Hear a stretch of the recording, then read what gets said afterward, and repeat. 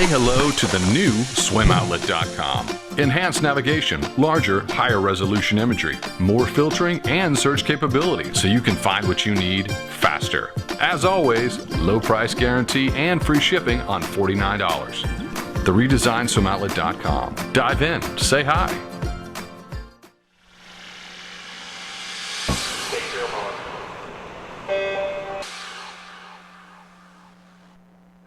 Hello everyone and welcome to the Morning Swim Show for Monday, May 12th, 2014. I'm your host, Jeff Cummings. To say Nathan Adrian made a splash a couple weeks ago at the U.S. Masters National Championships is a great understatement. For about 24 hours he believed, as we all did, that he tied his American record in the 100-yard freestyle. That time was corrected to be 500 slower, but still an amazing swim. That meet was one of many on Adrian's road to the big meets of the summer, the USA Swimming National Championships and the Pan Pacific Championships. And join us now in the Finis Monitor is the fourth fastest man in the world right now in the 100 long course freestyle, Nathan Adrian. Nathan, it's great to see you as always. How are you? Hey, Jeff. I'm doing great, thank you. How are you? All right. So at this point in the season, are you okay with being the fourth fastest man in the 100 free with that 48:23? Yeah, absolutely. Again, moving through those races, those aren't necessarily about trying to throw up a time that's going to be top in the world. It's about, kind of moving through what I feel like would be a good race come the end of the summer. Because I know, once I get some rest in me, everything's just going to be a little bit sharper. So, I think some people can be a little thrown off come the end of the season when they do feel so great. So right now we're rehearsing our races so we can execute come, August. Yeah. Are you the type of guy that has a goal time that's written on a piece of paper in your locker or on your bedroom wall or even in your mind, or do you just focus on racing for the end of the season? Yeah, especially this time of the season, there's no set time in mind.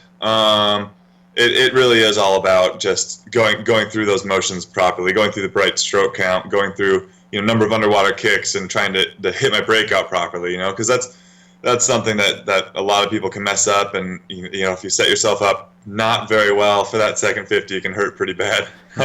Well, I think I don't think if it doesn't hurt bad at the end of a race, I don't think you're even doing it right. So I guess it's probably just training to get through that. That's a good point. But I think most swimmers could agree that in their absolute greatest race they've ever swam, they could have warmed down and done it again like right away just because it felt that great. Yeah, you're right. All right, so let's talk about Masters Nationals. What was the decision behind swimming in that meet? Well, the Santa Clara International Swim Center is right there. I think, the morning of the 50, I woke up in my own bed. I drove down there. It took me a little over an hour. And moving into Mesa Grand Prix, I think, myself and the other postgrads from Cal included, we were just a little bit rusty when it came to competitions, to be completely honest. It had been since Austin Grand Prix, so we were, myself, Tony, we were pretty anxious to just go out and race some more, and that's just kind of what we did. We found something local. And it was just a fun meet. I mean, for me especially, it was like a little reunion. I had a lot of guys that I was in college with, so that was a lot of fun. It was your first Masters meet. What did you think of the environment? It's crazy. It's really crazy. I honestly walked in there with like no expectations, really not understanding what it was like or anything. And the second I walk in there, I noticed that the entire stands from Santa Clara were completely full. It almost looked like the Grand Prix on a final session where Michael's going to race Ryan and something.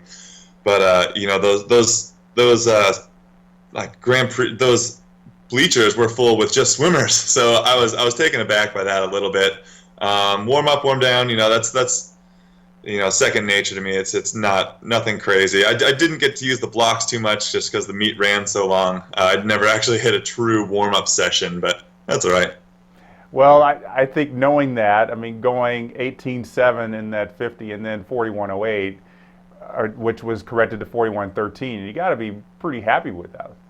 Yeah, definitely. I think that just goes to show that Mesa, we were good, and I had another couple of days of rest in me by the time by the time the Masters Nationals came around, so we were even better. So we were on the right track, I think. Honestly, I didn't quite expect to go that fast in the 100 free, but compared to a 100 long course, it certainly is a lot easier. There's only if you do take it out too fast, there's only about 22 seconds that you can hurt in the second 50 from.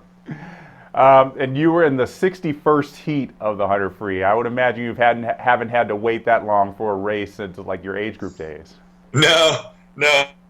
I was about to write like EHL on my hand, just to make sure that I wasn't going to miss my heat. Well, take us through those 24 hours between seeing 41.08 on the scoreboard and then knowing that it was going to be corrected to 41.13.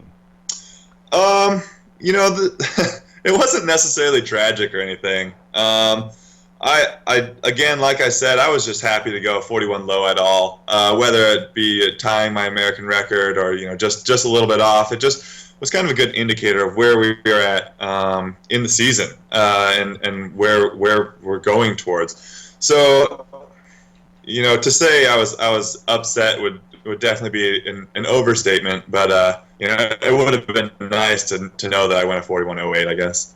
Does USA Swimming offer any incentives, either financially or otherwise, for setting American records? No, not short course at least. Those are just that's just kind of a pride thing, and at any time, of course, it's like it's really awesome to be able to say, hey, I'm the fastest American. Please don't let me take that for granted. I would love to. Before my swimming career is said and done, I would love to shave and taper for another short course nationals or a Masters Nationals or something short course yards, because then I truly feel like we could kind of see what that we were capable of. But until then, going that is just great. Yeah, there's only 2 people in the sub 41 club. We'd love to see Nathan Adrian's name on there. I would love to join. Well, a few days after Nationals, you were on the road again, this time for the Make a Splash National Tour, which kicked off in Texas. Tell us about those 2 days there. Yeah, so, we went down there with the USA Swimming Foundation and Phillips 66 to just kind of to spread the word about the awesome work that the foundation has done. I think it just comes so naturally to being a swimmer, just to kind of overlook the importance of a swim lesson. To be honest, I was taking swim lessons from before I can even remember. But then when you kind of take a step back and you look at the statistics about how 70% of African American children can't swim, and I think it's 60% of Latino Hispanic children can't swim, and even Caucasian children, it's 40% of those kids can't swim. It's pretty striking, and there's 10 there's 10 drowning deaths a day, and typically 2 of those are children. It's just so sad to know that those are mostly preventable, and the solution is swim lessons. So free and subsidized swim lessons given out to kids of America via the USA Swimming Foundation is just, is really meaningful work to be a part of. I'm sure it was. Like you said, you kind of, being an elite swimmer, you don't really get the opportunity to kind of go back to basics in swimming very much. Did you learn any more about the sport while you were teaching these kids? I wouldn't say you learn anything in particular, but you're definitely in a good place. It makes you kind of reflect on what it is you do, why you do it, and seeing the smiles on kids' faces when they learn how to swim, or when even you give them an autograph or take a picture with them. Anything really is refreshing, and it breaks up the monotony of training and getting so caught up and trying to go faster and swimming fast and hitting a turn and all that kind of good stuff. So it is. You come back. I missed a couple days of training, and I come back, I think so refreshed and ready to go after that. Well, Colin Jones, who, like you, was a previous ambassador for Make a Splash, we all know that when he was younger, he had a near-drowning experience. Did you have a similar experience like that when you were younger? I have never had. I've been very, very thankful to never have one of those experiences. like I said, I was in learn to swim programs from, I think I was like 1.5 to 2 years old. So some of my very earliest memories were going through the little program of like guppy, barracuda, dolphin, and finally making it, I don't know, to whale or shark, whatever the last one is. And then I wasn't quite ready to join a swim team yet, so I think my mom just put me in lessons all over again. So I started back again at the basics at guppy and just kind of went through it a couple times until I really knew that, hey, like I think I'm ready to start some year-round swimming here with USA Swimming. I think I always talk about this, especially when I'm talking to younger kids about, they don't like to swim the mile. I always mention Nathan Adrian trained for the mile when he was younger. I mean, do you always look back on that and say, my mile training is going to really help me in the last 15 of this 100 free?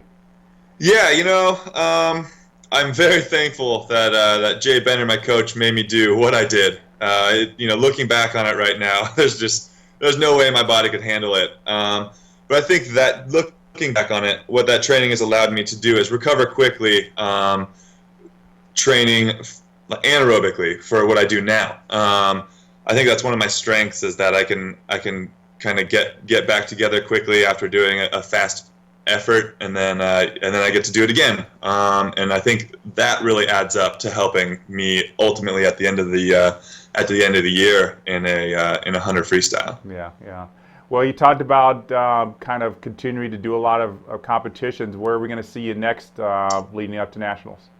The next one, we're going to go, this is going to be my first time too, we're going to go to the Martin Ostrom series. So that's a series of 3 meets. I think it's in 8 days, and I could not be more excited. Having that much racing in such a short time period, you can just analyze and look at all your different swims and what you did right, what you did wrong, and where we want to move forward from that. That will be great. I mean, it's not only will you get a chance to race some of the people you might actually swim against, some of the Australians maybe at the Pan Pacs, but you win some money there, so that's a big plus. Yeah, absolutely. And they value the 50s of strokes out there, so I might between one of the 3 stops might try my hand at a 50 butterfly. Who knows if I'm good or not, because I haven't swam in so long, but might as well give it a shot. Yeah, it's only a 50. You can do it. Exactly. Well, Nathan, before we let you go, want to submit you to our final 5. These are 5 questions we ask all of our guests on the show. And it's kind of an extension of the 10 things you didn't know about Nathan Adrian we did a couple of years ago. So I guess now it's going to be 15 things you didn't know about Nathan Adrian. Perfect. All right, so the first question is, if you could change the order of strokes in the individual medley, how would you change it? I change it to freestyle, freestyle, freestyle, freestyle. Spoken like a true sprint freestyler. Besides being a professional swimmer, what's a career or job you would most like to try? Oh, man. I would love to be on like Travis Pastrana's like Nitro Circus tour that they do. I mean, I used to ride dirt bikes a little bit as a kid, and I was not good or not doing crazy jumps like that. But if I could do it, that'd be awesome. Well, yeah, okay. You're like an extreme sport guy. Well, I can't do it, but maybe it's just like the grass is greener, Yeah, I understand. On the flip side of that, what's a career or job you would not like to try? Oh, man, I